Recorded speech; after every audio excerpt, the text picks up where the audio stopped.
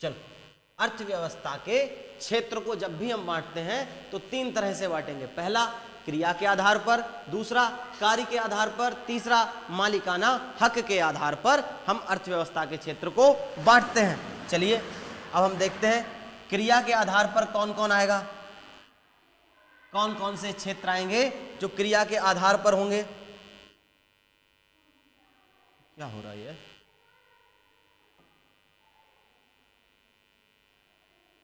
कौन कौन से क्षेत्र होंगे जो क्रिया के आधार पर होंगे।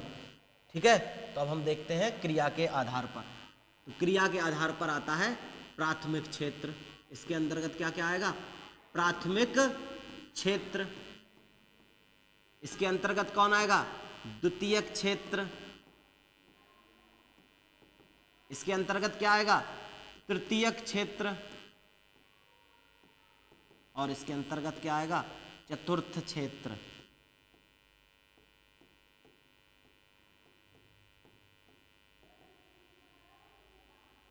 और क्या आएगा? पंचम क्षेत्र। कितने प्रकार के क्षेत्र आते हैं क्रिया के आधार पर? प्राथमिक क्षेत्र, द्वितीयक क्षेत्र, तृतीयक क्षेत्र और चतुर्थ और पंचम क्षेत्र। पहले हम इन तीन क्षेत्रों को ही पढ़ते थे, लेकिन अब इन्हें भी पढ़ा जाने लगा है। ठीक है, पहले हम किनको पढ़ते थे? सिर्फ प्राथमिक क्षेत्र, द्वितीयक क्षेत्र और तृतीयक क्षेत्र को ही इकोनॉमी में पढ़ते थे, लेकिन अब चतुर्थ और पंचम क्षेत्र को भी पढ़ने लगे हैं। कार्य के आधार पर हम जब बांटते हैं तो हम कैसे बांटेंगे? संगठित और असंगठित क्षेत्र। संगठित व असंगठित क्षेत्र।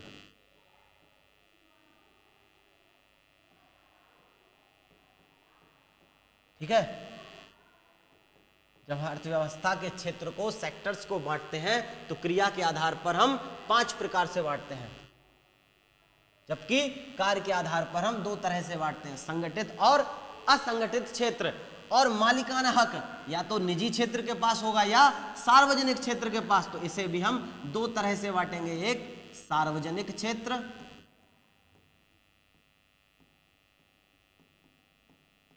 और एक निजी क्षेत्र। ये क्या होता है? निजी क्षेत्र। यहां तक किसी को कोई समस्या? अभी हम इन सबको पढ़ने वाले हैं कि प्राथमिक क्षेत्र क्या होता है, द्वितीयक क्षेत्र क्या होता है, तृतीयक क्या होता है, चतुर्थ और पंचम क्या होता है, संगठित क्षेत्र किसे कहते हैं, असंगठित क्षेत्र किसे कहते हैं, सार्वजनिक क्षेत्र किसे कहते हैं और निजी क्षेत्र किसे कहते हैं। लेकिन अभी तक यहां तक किसी को कोई समस्या कि हमने अर्थव्यवस्था के क्षेत्रों को बांटा है क्रिया के आधार पर, कार्य के आधार पर और मालिकाना हक के आधार पर। आगे बढ़ा जाए।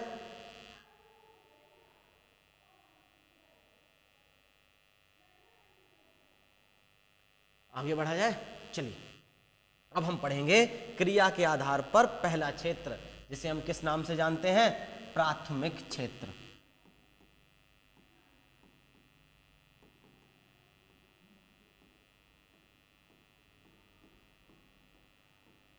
प्राथमिक क्षेत्र, इसे हम किस नाम से जानेंगे? प्राथमिक क्षेत्र के नाम से जानेंगे। अच्छा, इसे हम कृषि क्षेत्र भी कहते हैं, कृषि क्षेत्र भी कहते हैं।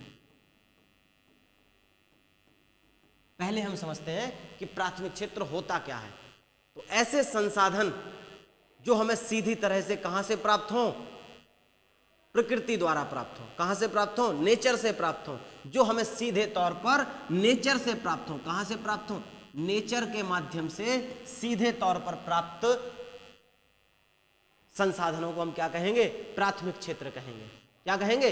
प्राथमिक क्षेत्र कहते हैं। जो भी संसाधन हमें सीधे तौर पर प्राप्त होते हैं प्रकृति द्वारा, उसमें हमें किसी मशीन की जरूरत नहीं पड़ती, उसमें हमें किसी सेवा की जरूरत नहीं पड़ती। सीधे तौर पर हमें क्या करना पड़ता है? सीधे हम प्रकृति से उस वस्तुओं को, उन संसाधन को प्राप्त करते हैं। उसे हम क्या कहेंगे? प्राथमिक क्षेत्र कहेंगे। ऐसे संसाधन, ऐसे संसाधन जिन्हें हम सीधे तौर पर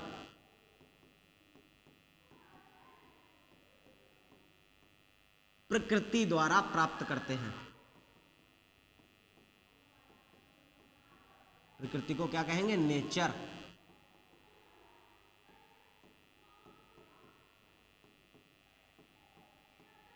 ठीक है, सीधे तौर पर प्रकृति द्वारा प्राप्त करते हैं, ऐसे क्षेत्रों को हम क्या कहेंगे? प्राथमिक क्षेत्र कहेंगे। इसका उदाहरण एक हम लिख सकते हैं, जैसे कच्चा माल प्राप्त करना।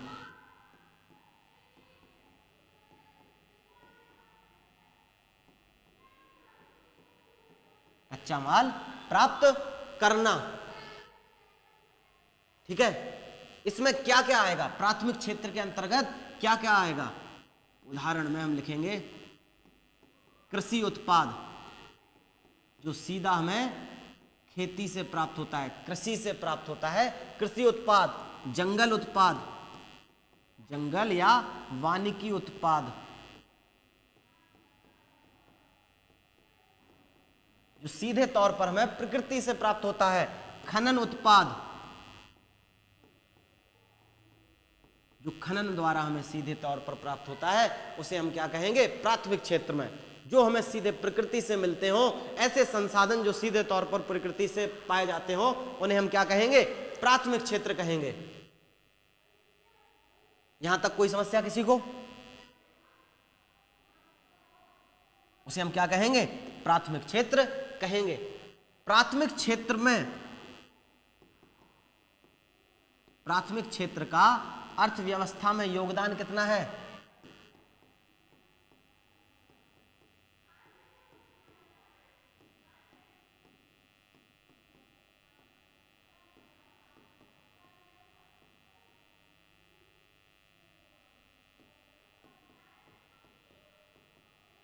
कितना है? 17 से 18%। कितना प्रतिशत योगदान है? 17 से 18% योगदान प्राथमिक क्षेत्र का है अर्थव्यवस्था में। ठीक है, अर्थव्यवस्था में 17 से 18% योगदान किसका है? प्राथमिक क्षेत्र का। और हम समझ चुके हैं प्राथमिक क्षेत्र होता क्या है? जो हमें सीधे तौर पर कहां से प्राप्त हो? प्रकृति द्वारा प्राप्त हो, जो सीधे तौर पर हमें प्रकृति से मिले। जैसे कच्चा माल कहीं से भी मिलेगा, हमें सीधे तौर पर प्रकृति द्वारा प्राप्त होगा। कृषि उत्पाद, वानिकी उत्पाद, खनन उत्पाद, ये सारे उत्पाद हमें कैसे प्राप्त होते हैं? सीधे तौर पर प्रकृति से प्राप्त होते हैं। इसलिए किस में आएंगे? प्राकृतिक क्षेत्र में आएंगे। यहां तक किसी को समस्या?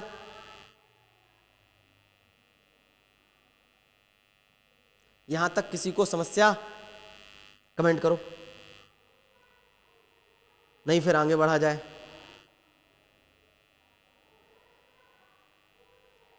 आगे बढ़ा जाए, चलिए इसका एक उदाहरण और देख लेते हैं, समझ में आ जाए अच्छे से। इसमें एक उदाहरण लिखते हैं और ये उदाहरण हम चतुर्थ और पंचम क्षेत्र तक लेकर चलेंगे। किसान द्वारा कपास को उगाना।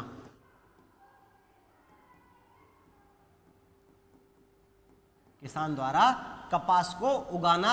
कपास क्या हो गया? प्राथमिक क्षेत्र का हिस्सा, क्योंकि हमने ये सीधे तौर पर प्रकृति से लिया है। ठीक है, तो कपास क्या होगा? प्राथमिक क्षेत्र।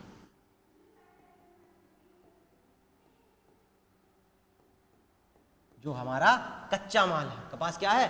कच्चा माल है, और कच्चा माल प्राप्त करना प्राथमिक क्षेत्र के अंतर्गत आता है। ठीक है, आजादी के बाद एक पॉइंट लिखते हैं हम। आजादी के बाद अर्थव्यवस्था में सर्वाधिक योगदान किसका होता है?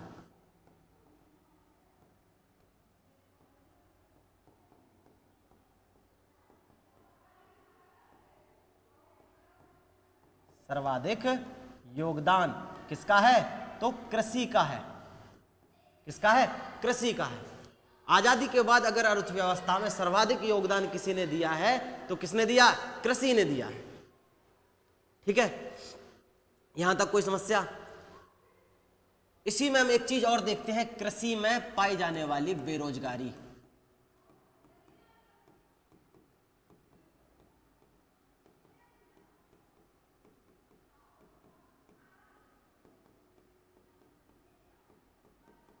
कृषि में पाई जाने वाली बेरोजगारी।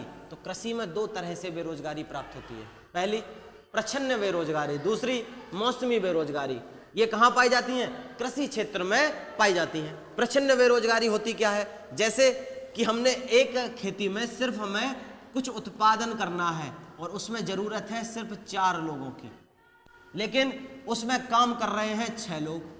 जो उत्पादन होगा वो 4 लोगों के द्वारा भी होगा और उतना ही उत्पादन 6 लोगों के द्वारा भी होगा। तो जो 2 लोग हैं वो क्या हैं? प्रच्छन्न बेरोजगार हैं। क्या है? प्रच्छन्न बेरोजगार हैं, क्योंकि उनकी जरूरत नहीं है तब भी वो उस काम में लगे हैं। और मौसमी बेरोजगारी क्या होती है कि कुछ समय पर ही वो रोजगार प्राप्त कर सकते हैं, जैसे मौसम के आधार पर ही वो किसी खास मौसम में ही रोजगार प्राप्त कर सकते हैं, बाकी अन्य मौसम में वो घर पर रहते हैं। तो ऐसे बेरोजगार को क्या कहेंगे? मौसमी बेरोजगार। तो कृषि से संबंधित 2 तरह की बेरोजगारी देखी जाती है, एक प्रच्छन्न बेरोजगारी, एक मौसमी बेरोजगारी।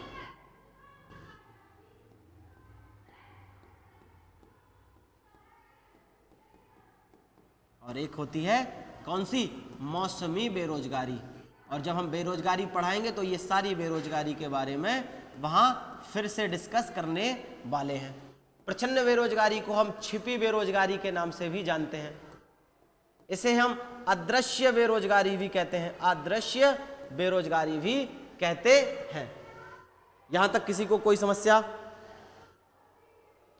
प्राथमिक क्षेत्र समझ में आया?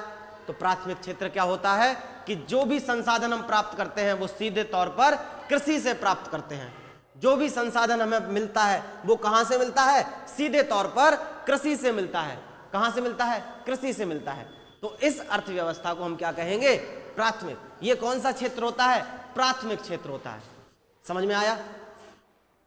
किसी को कोई दिक्कत यहां तक? प्राथमिक क्षेत्र को हम अच्छे से समझ चुके हैं। प्राथमिक क्षेत्र होता क्या है? तो प्राथमिक क्षेत्र जो हमें सीधे तौर पर प्रकृति से प्राप्त हो।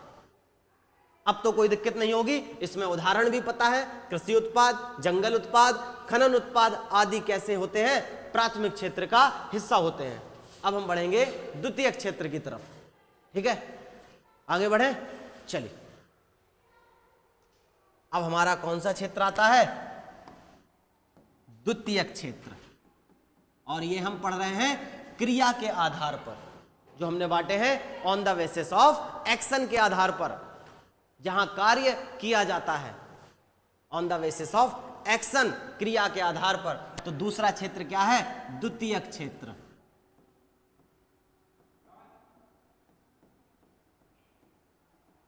प्राथमिक क्षेत्र हम समझ चुके हैं। अब हमारा क्या है? द्वितीयक क्षेत्र। अब हम पढ़ते हैं द्वितीयक क्षेत्र के बारे में, जहां हम प्राथमिक क्षेत्र को प्रकृति से प्राप्त करते थे, जहां के संसाधनों को हम प्रकृति द्वारा प्राप्त करते थे, उन्हीं संसाधनों का हम मूल्य वर्धन करते हैं द्वितीयक क्षेत्र में। क्या करते हैं? उन्हीं संसाधनों का, प्राथमिक क्षेत्रों के संसाधनों का मूल्य वर्धन करना ही द्वितीयक क्षेत्र कहलाता है। प्राथमिक क्षेत्र के संसाधनों का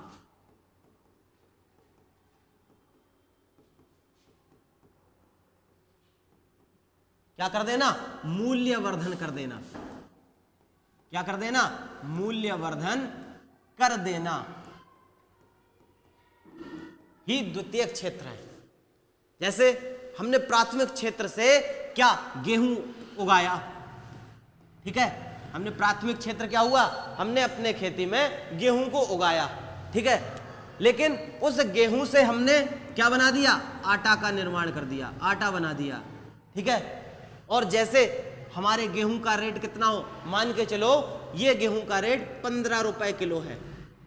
ठीक है, जब हमारा गेहूं होता है तो कितने रुपए किलो है? ये लगभग 15 रुपए किलो हम मान के चलते हैं। लेकिन जैसे ही हम इसे आटा बनाते हैं ये कितना हो जाएगा? 25 रुपए किलो, एक मान के चलते हैं।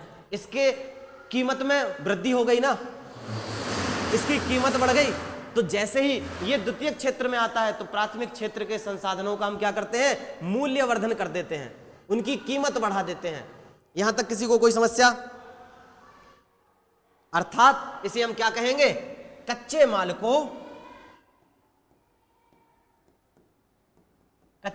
को वस्तुओं में परिवर्तित कर दिया जाता है, वस्तुओं में परिवर्तित कर दिया जाता है।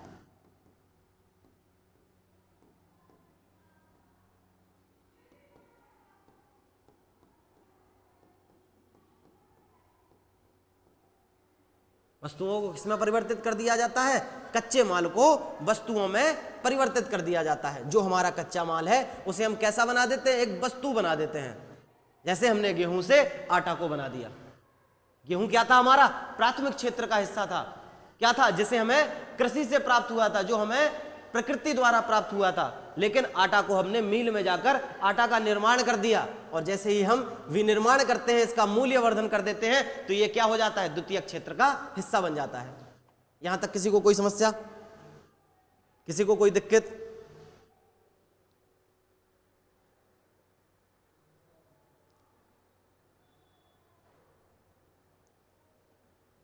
यहां तक किसी को कोई समस्या है तो हम बढ़ते हैं आगे। मतलब हम क्या करते हैं इसमें? द्वितीयक क्षेत्र में मशीन व तकनीकी माध्यम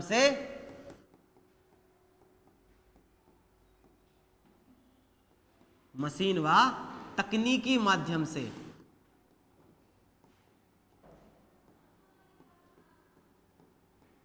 उपयोगी वस्तुओं में परिवर्तित कर देते हैं। उपयोगी वस्तुओं में परिवर्तित कर देते हैं।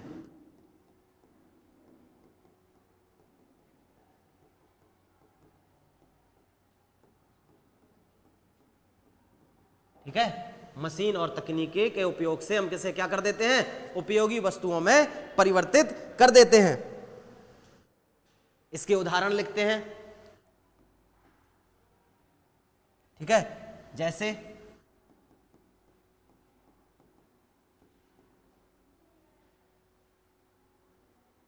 कपड़ा उद्योग, इसका एक उदाहरण क्या है?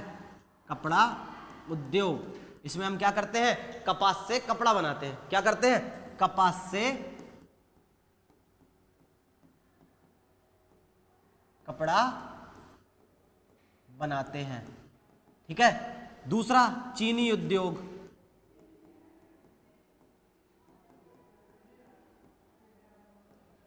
चीनी उद्योग में क्या होता है? गन्ने से चीनी का निर्माण करना। गन्ने से चीनी का निर्माण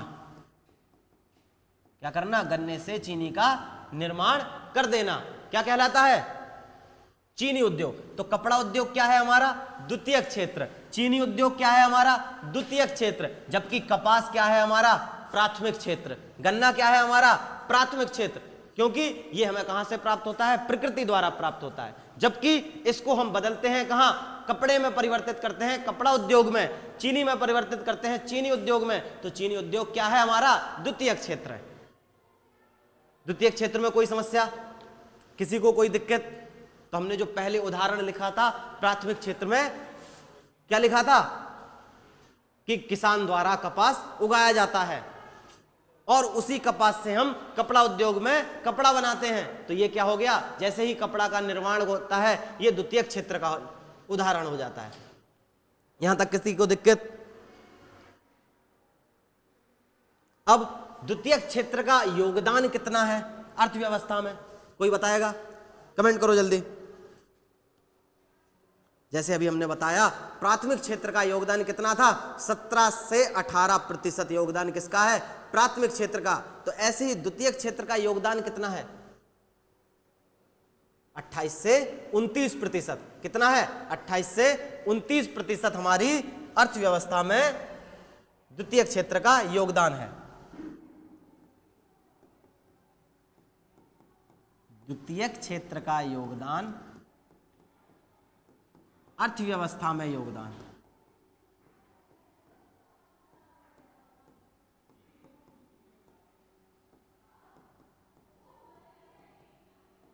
कितना है?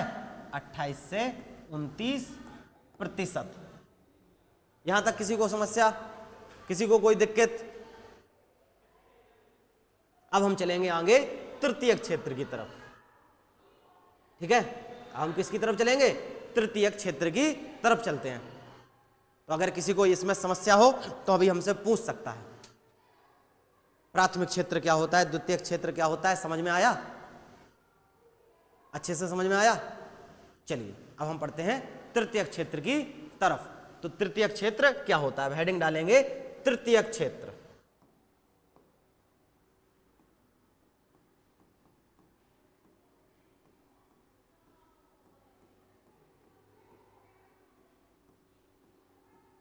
ठीक है, तृतीयक क्षेत्र को हम किस नाम से जानते हैं? इसे सेवा क्षेत्र के नाम से भी जाना जाता है।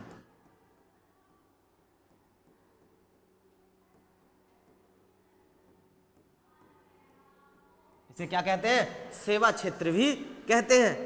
ये क्या करती है? सेवा प्रदान करती है। ये प्राथमिक और द्वितीयक क्षेत्र को सहायता प्रदान करती है। जैसे हमने प्राथमिक क्षेत्र में कपास उगाया, ठीक है, और उससे हमने कपड़ा बनाया द्वितीयक क्षेत्र में, और जैसे ही कपड़ा बना तो इसे हम बेचने के लिए मार्केट में लेकर जाएंगे। तो परिवहन का हमने जैसे ही उपयोग किया कि एक जगह से दूसरे स्थान पर इसको भेजा, तो ये परिवहन किस क्षेत्र में आएगा? तृतीयक क्षेत्र में। ये प्राथमिक और द्वितीयक क्षेत्र को क्या करता है? सहायता प्रदान करता है। क्या करता है? सहायता प्रदान करता है। यहां तक किसी को समस्या, किसी को कोई दिक्कत? तो समझ में आया तृतीयक क्षेत्र का कार्य क्या है। तृतीयक क्षेत्र क्या करता है? सेवा प्रदान करता है, और यह प्राथमिक और द्वितीयक क्षेत्र को सहायता देता है। इसके उदाहरण में हम देखेंगे क्या? बैंकिंग, संचार, परिवहन, ये किसके उदाहरण है? ये तृतीयक क्षेत्र के उदाहरण है। किसके उदाहरण है? तृतीयक क्षेत्र के उदाहरण है। तो हमें तृतीयक क्षेत्र समझ में आया कि तृतीयक क्षेत्र होता क्या है। तो हम यहां लिखेंगे प्राथमिक व द्वितीयक क्षेत्र को क्या करता है?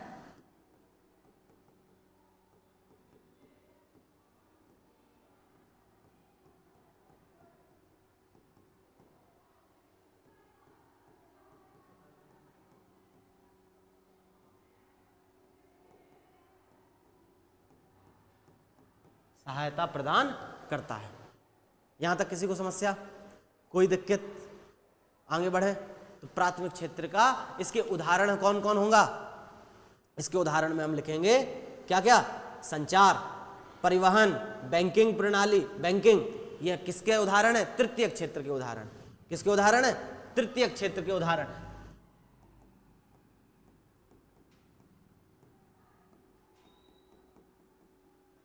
बैंकिंग क्यों है? क्योंकि ये धन का लेन देन करती है। ये सेवा ही तो प्रदान करती है। क्या करती है? धन का लेन देन करने वाली संस्था है, और ये हमें एक सेवा ही तो प्रदान करती है। ये किसके अंतर्गत आएगी? तृतीयक क्षेत्र के अंतर्गत। जैसे संचार, संचार में क्या क्या आता है? डाकघर, इंटरनेट, ये किस में आता है? संचार में आएगा। ये भी सेवा ही तो प्रदान करती है। इंटरनेट सेवा ही तो है एक, जो हमें प्रदान कर रही है कि आज हम घर बैठे कुछ भी देख सकते हैं, कुछ भी निकाल सकते हैं। इंटरनेट एक सेवा ही तो है, ये जो हर व्यक्ति को प्रदान की जाती है। तो ये क्या है? तृतीयक क्षेत्र का हिस्सा। डाकघर, जगह जगह आपके डाक आ जाते हैं, आपके घर तक पहुंच जाते हैं। किस माध्यम से? सेवा क्षेत्र के माध्यम से ही तो पहुंचते हैं। तो ये क्या है? प्राथमिक व द्वितीयक क्षेत्र को सहायता प्रदान करता है। ठीक है, और अभी हमने जो पहला प्राथमिक क्षेत्र में उदाहरण लिखाया था उसमें ही देखते हैं। जैसे किसान ने कपास उगाई, ये क्या है? प्राथमिक क्षेत्र। कपास को उगाना क्या है? प्राथमिक क्षेत्र। और जैसे ही मिल में, ये कपड़ा मिल में ये क्या बनता है? कपड़ा बनता है, ये क्या हो जाता है? द्वितीयक क्षेत्र। और जैसे ही दुकानदार किसी ग्राहक को बेच देता है, सेवा प्रदान कर देता है, तो ये क्या बन जाता है? तृतीयक क्षेत्र। यहां तक कोई समस्या किसी को? ये क्या हो जाता है? तृतीयक क्षेत्र हो जाता है। इसके आगे बढ़े, अब हम बढ़ेंगे चतुर्थ क्षेत्र के पास। किसकी तरफ जाएंगे? चतुर्थ क्षेत्र की तरफ। कमेंट करो जल्दी, किसी को कोई समस्या हो, आगे बढ़े, बताओ।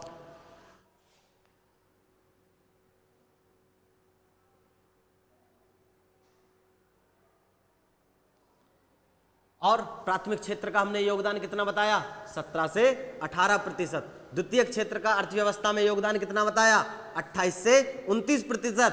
तो अब तृतीयक क्षेत्र का भी बता दो योगदान कितना है अर्थव्यवस्था में? तो कितना है? 54 से 55%। यह सर्वाधिक उभरता हुआ क्षेत्र बनता जा रहा है। क्या बनता जा रहा है? सर्वाधिक उभरता हुआ। ठीक है, यहां तक किसी को कोई समस्या? आगे बढ़े। आगे टॉपिक क्या है हमारा? चतुर्थ क्षेत्र। अब हम क्या पढ़ेंगे? चतुर्थ क्षेत्र के बारे में।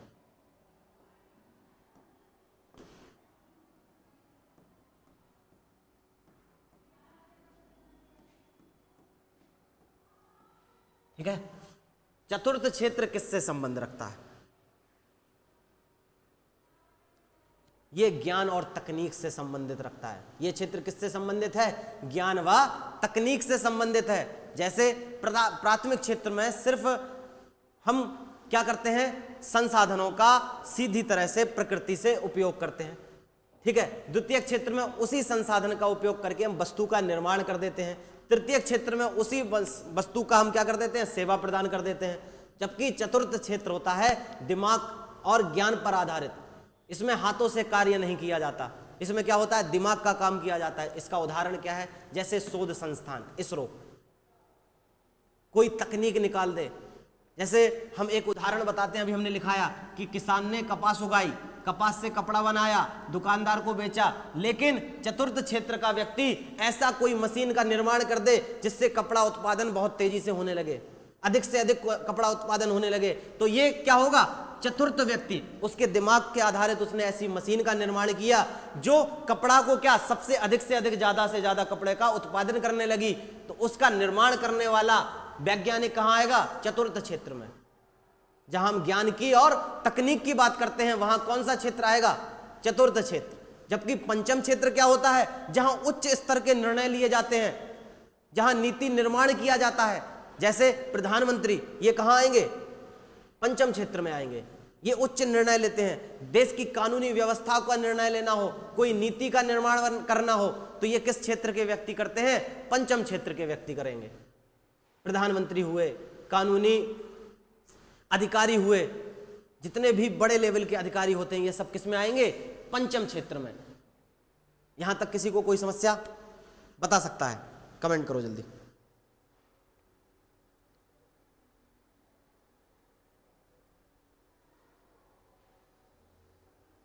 चलो, तो चतुर्थ क्षेत्र हम एक बार लिख लेते हैं। यह किस पर आधारित होता है?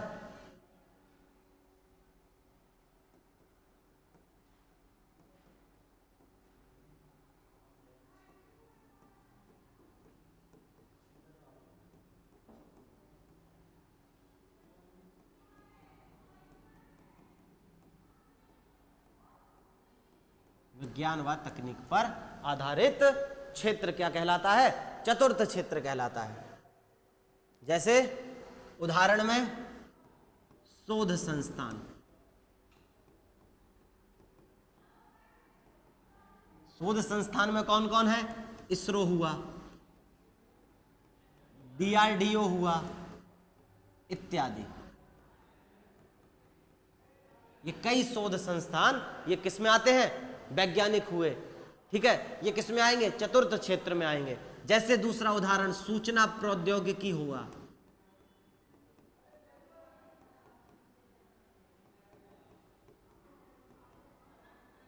कई बड़ी कंपनियां सूचना प्रौद्योगिकी की, जैसे इन्फोसिस, जैसे विप्रो, जैसे TCS जो एग्जाम कराती है। ठीक है, जो हमारे SSC का एग्जाम कराने वाली TCS, तो ये सारी कंपनियां कहाँ आती हैं? चतुर्थ क्षेत्र में। कहां पर आती हैं? चतुर्थ क्षेत्र में। जबकि पंचम क्षेत्र क्या होता है?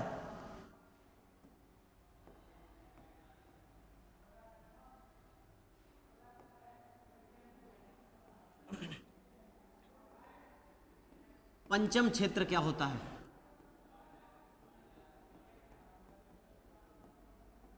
पंचम क्षेत्र होता है जहां उच्च स्तर के निर्णय लिए जाते हैं। क्या किया जाता है? उच्च स्तर के निर्णय लिए जाते हैं।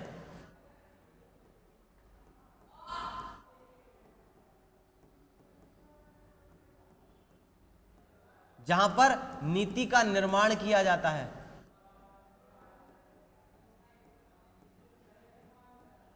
ठीक है, जहां पर क्या किया जाता है? नीति का निर्माण किया जाता है। इसमें उदाहरण में हम लिखेंगे प्रधानमंत्री, मुख्य न्यायाधीश,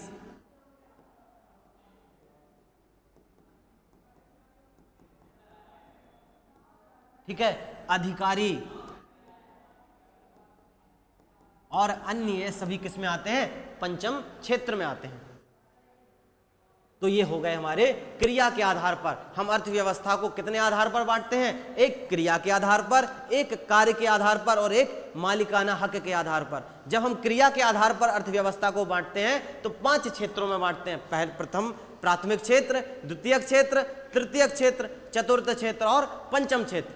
अब हम कल पढ़ेंगे कार्य के आधार पर, उसके बाद पढ़ेंगे मालिकाना हक के आधार पर, ठीक है। लेकिन एक एग्जाम्पल देख कर जाते हैं, ये 5 क्षेत्र का एक एग्जाम्पल हम देख कर जाते हैं, जैसे हम बार बार बता रहे हैं। आगे बढ़े तो हमने क्या कहा? किसान ने, इसको लिख लेना, किसान ने कपास उगाई, ये क्या है? प्राथमिक क्षेत्र। ये क्या हो गया? प्राथमिक क्षेत्र, ठीक है। मिल ने, जो भी कपड़ा मिल होगी, उसने क्या बनाया? कपास से कपड़ा बनाया।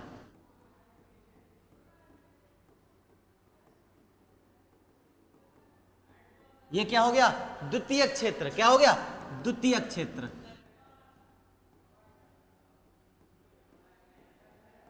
ठीक है। अब जैसे ही ये कपड़ा कहां हुआ? ये सेवा जहां ग्राहक के पास पहुंचा, इसे ग्राहक के पास दुकानदार ने ग्राहक को बेचा,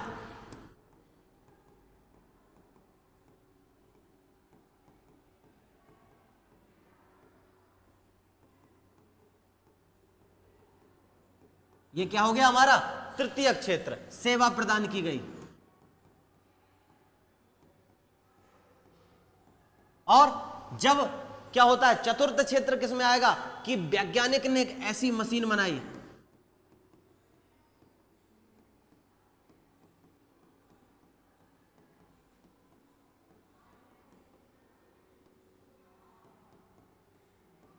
ऐसी मशीन का निर्माण किया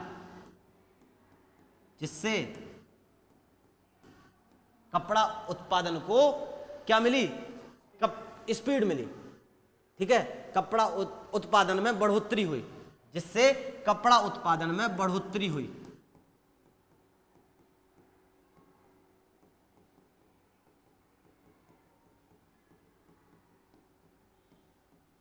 ये क्या हो गया? चतुर्थ क्षेत्र। क्या हो गया? चतुर्थ क्षेत्र। लेकिन पंचम क्षेत्र में क्या आएगा? उदाहरण, सरकार ने उद्योग नीति का निर्माण कर दिया। सरकार ने एक उद्योग नीति ही का निर्माण कर दिया, यह क्या हो जाएगा? पंचम क्षेत्र।